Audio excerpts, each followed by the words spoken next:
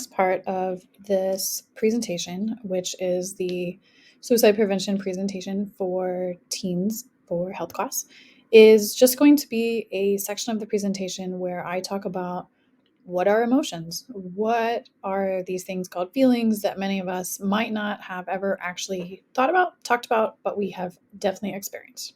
And the way that I like to frame all conversations related to emotions is to remind us that our feelings are part of our experience, whether we accept them, ignore them, or pretend that they are not real. And so the way I talk about this is the idea that we all have a window of tolerance where we are calm enough to learn. You'll see this graph here on the screen. And within this window of tolerance is where we can operate and do whatever it is that we want to do in the way that we want to do it. And we feel like as if we are at our baseline. Things aren't feeling too intense or not intense at all. We aren't feeling overly excited or numb. We are calm enough to learn. Our nervous system is regulated. Our bodies feel fine. Our thoughts feel manageable, and we're here.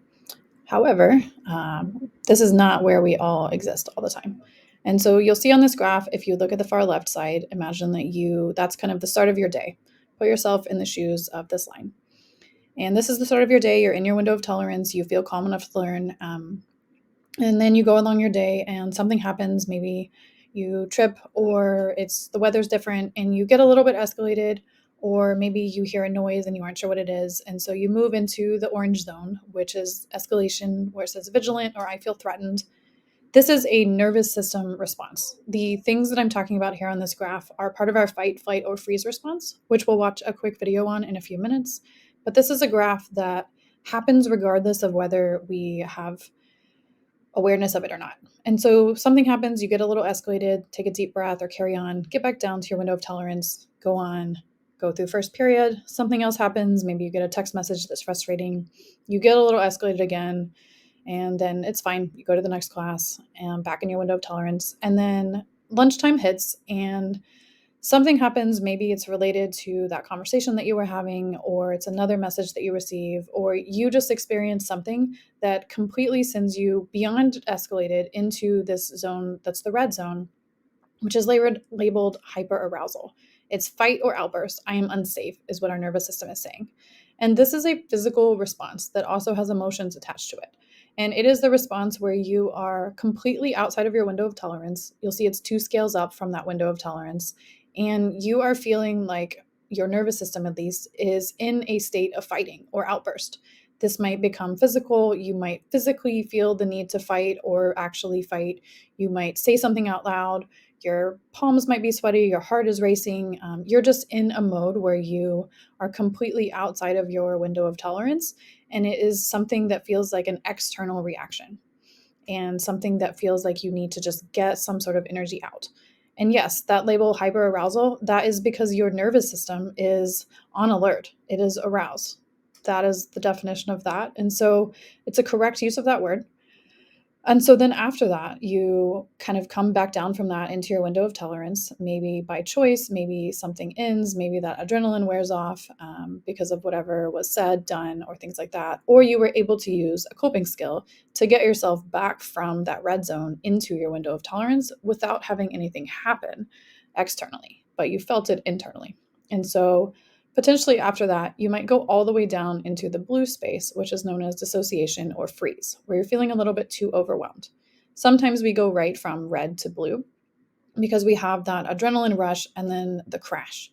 And that crash is what's known as dissociation potentially.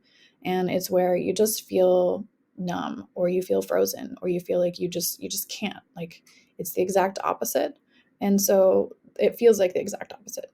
Other times we might be in our window of tolerance already, and then we get all the way down into that freeze space of dissociation where we're too overwhelmed. Some people resort to the red space. Some people resort to the blue space when something extreme happens. That can be for a number of different reasons, a number of different factors that we might not even be aware of. But these are the 2 spaces where we're far outside our window of tolerance. And so it's going to be very difficult to focus in class or to do whatever it is that you need to do.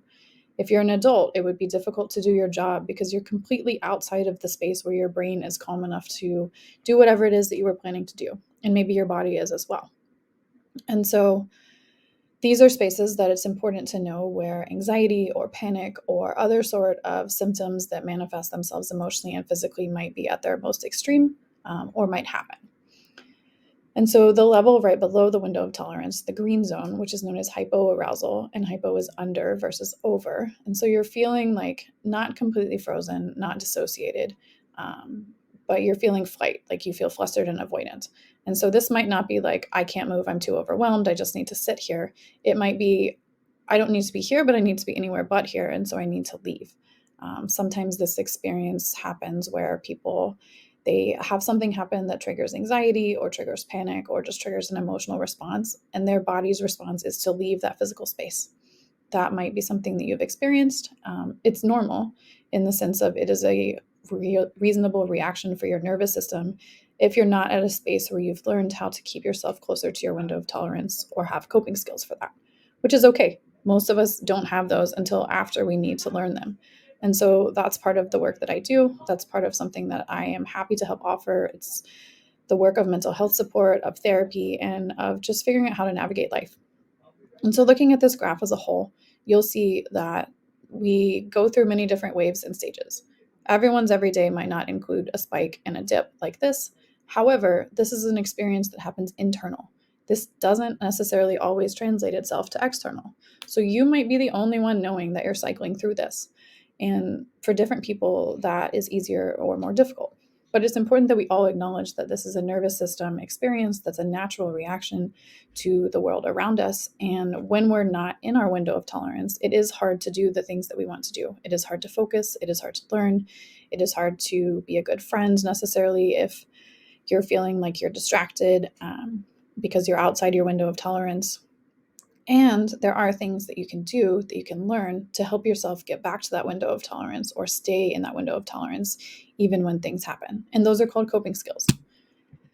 And so as we move forward, we're going to watch this quick video that explains again what I just explained around the fight, flight, or freeze response in the same way that might give you some additional language and some additional tools on what that's like and how that's a very natural response.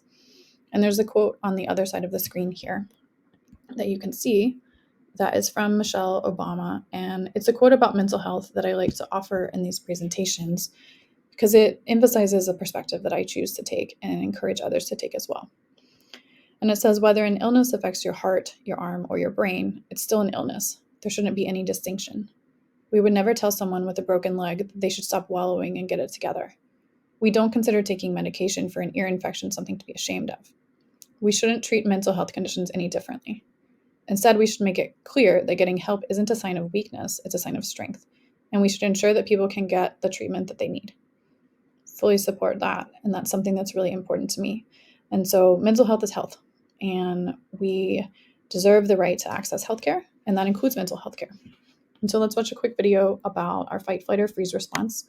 And then we will continue forward together. You know what anxiety feels like. We all do. Everyone experiences anxiety in some way or another. It's something that connects all of us together. Why we feel anxiety and what it really is, that may surprise you. Without anxiety, we'd all be in serious trouble. As soon as your brain senses you're in danger, a little piece of it, called the amygdala, kicks in. It gets your body ready to react. That could mean fight, run away, or shut down. It's called the fight, flight, or freeze response. This reaction goes back millions of years to our distant animal ancestors. Animals whose amygdalae were more sensitive to danger were more likely to stay alive and off the menu. Over millions of generations, this developed into the system we all know as anxiety. So you see, anxiety itself is not all bad. But when there's no immediate life or death threat, and your amygdala keeps telling your body that you're in danger, that's when anxiety becomes a problem. Your amygdala doesn't know the difference between getting eaten and public speaking or failing a test. Human society has only existed for a relatively short time. It's messy and complicated and confusing, and our amygdala just haven't had time to catch up. So sometimes, when we're in uncomfortable situations, our brains may rigorous and overreact. Our hearts beat faster and we breathe heavily, pulling more oxygen into our bodies. The muscles in our arms and legs tense up and fill with blood. Our skin perspires to cool us down. This would all be great if we needed to fight or run, but instead, we just feel tense and sweaty. Sometimes our minds go blank and we feel like we can't move or talk. That would be great if we needed to hide. Instead, we just feel stuck. When things trigger our anxiety, sometimes we try to avoid them, like our ancestors avoiding a predator. But that can cause problems when those triggers are important parts of life, like going to school or meeting new people. Things that won't just give up and go away. So how does knowing all this help? Well, it starts with remembering what's really going on. There's nothing physically wrong with you. It's just your amygdala trying to tell you it thinks you're in danger, even if it gets confused about how much danger you're really in. Understanding why we feel anxiety is an important step in learning to manage it.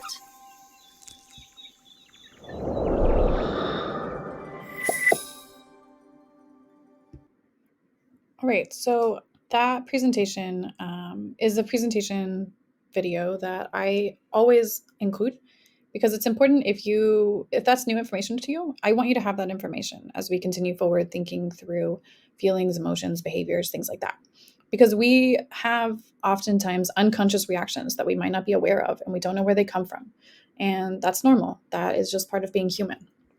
And so we are going to talk through feelings and behaviors.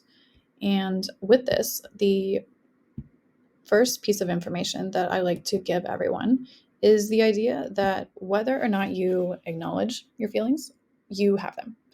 And then our behaviors are reactions often to those feelings. And so I don't classify things as good or bad feelings. I classify things as light versus heavy feelings. All feelings have a purpose. All feelings are important to acknowledge. All feelings are important to understand. However, feelings are not facts. And so sometimes we have strong emotions that lead us into understanding something more.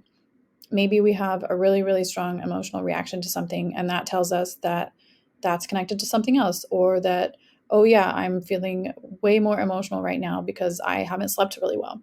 That doesn't mean that whatever is on your mind is 100% true. It might mean that you are feeling anxiety, and anxiety can sometimes create different thought patterns.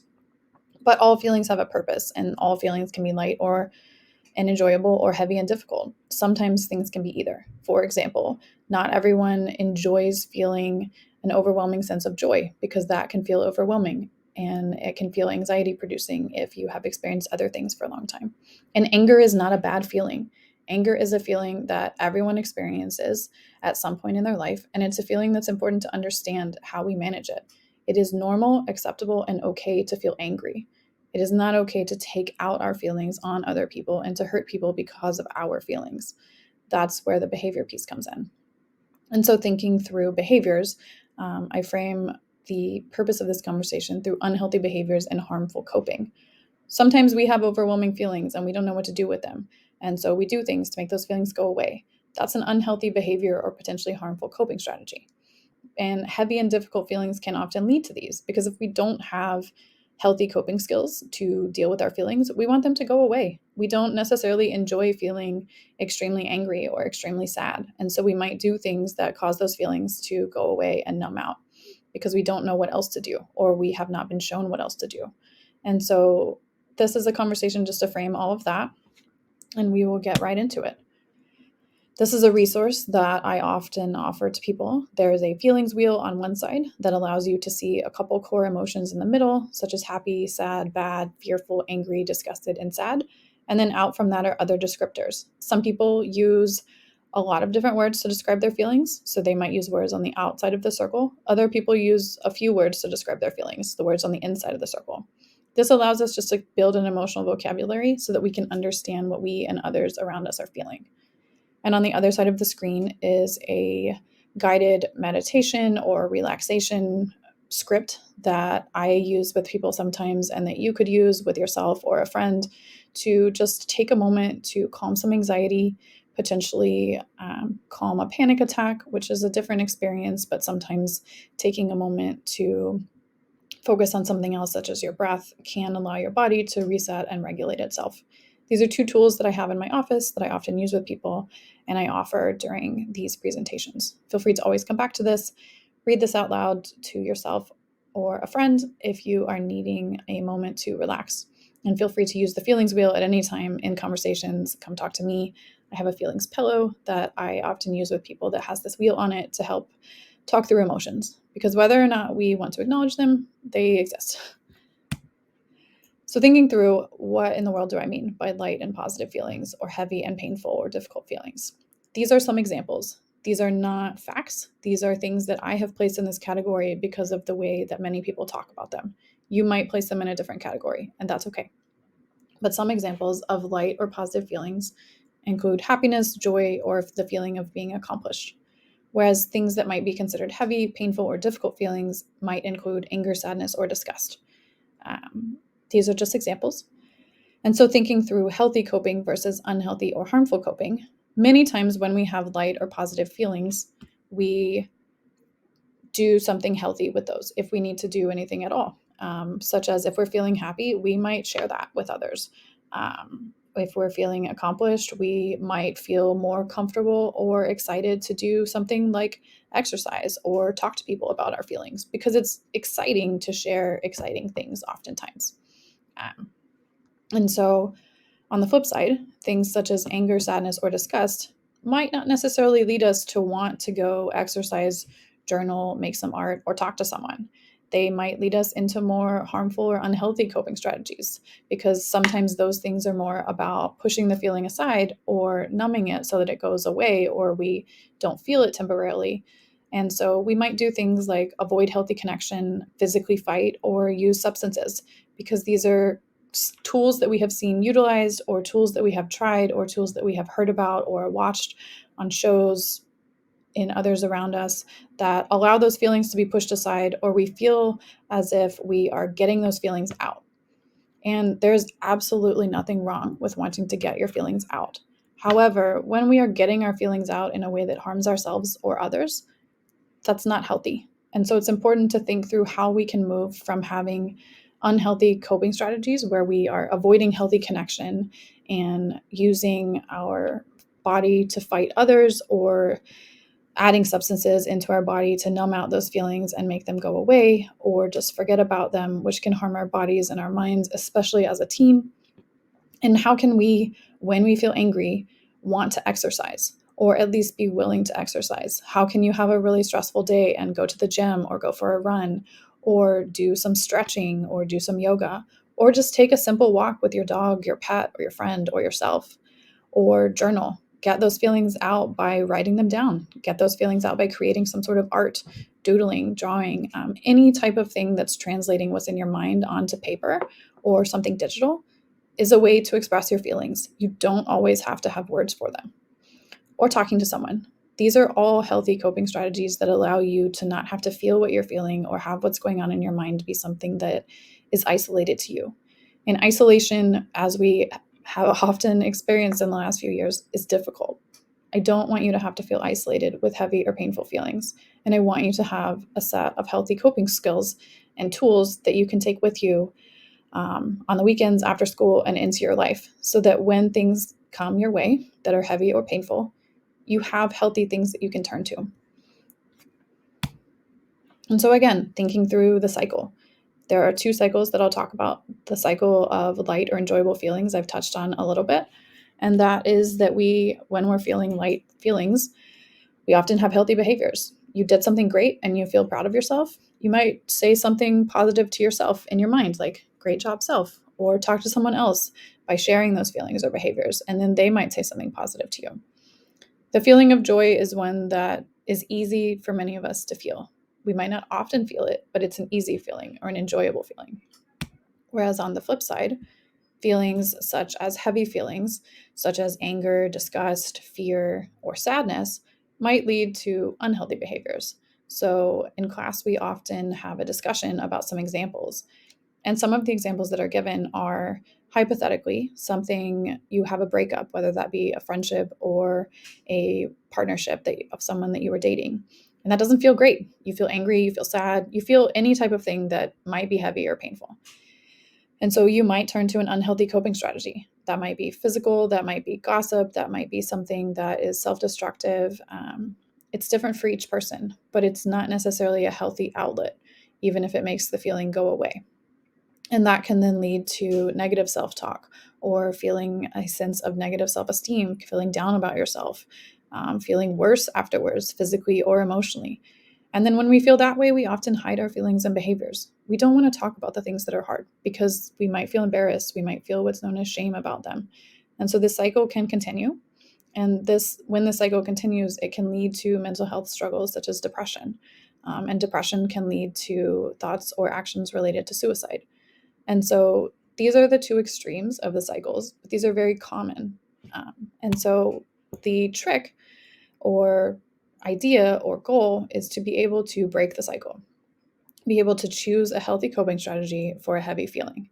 And so the example given here is the heavy feeling of sadness or anger. And so again, the instinct is to resort to unhealthy behaviors. What you've done before, it, quote, worked, and so do that again. The choice to break that cycle is to try a healthy behavior instead, even when it feels uncomfortable. When you are trying something new for the first time, it's not going to instantly feel great or simple or easy or even like something that will work. However, the only way that we break patterns is by breaking patterns. And so trying something healthy, for example, let's say you're feeling incredibly sad and something that you've turned to is substances or some sort of self-destructive behavior. Instead of that, put on a playlist, put on a happy show, call a friend and talk through that sadness, reach out to an adult that you trust, journal, something that allows you to express your feelings without harming yourself or without numbing out from that. It might feel weird, but feeling neutral about it of like, okay, I did the thing and I don't feel worse is a step. Share that with someone. Share that with someone that you trust. Journal about that. Talk to your therapist about that. And then try again next time. It is normal to feel anxious and when you are breaking old habits and patterns because you're literally rewiring your brain's pathways. Our brains are computers. We all have different operating systems and we have patterns that we've created over time. And breaking the cycles of unhealthy coping strategies is rewriting those patterns or reprogramming that computer. And so it's okay if it feels weird. It's okay if it feels strange. It's okay if it feels scary, like maybe it won't work. And it's okay if it takes a bit to break that cycle. It takes time, but willingness to put in the work and willingness to partner with others and talk through that and get some support is a way that you can break that cycle. And so this is the end of the first day of the presentations. And so this is a meme. I like to include memes whenever possible. And so if you need to connect with me more, feel free to email me. I'm happy to help you get connected to a therapist or mental health support or talk through anything in this presentation. And then the second part of the presentation will be the second part of the ACT model, which is care, acknowledge care and tell someone or a trusted adult and seek treatment. And so stay tuned for that.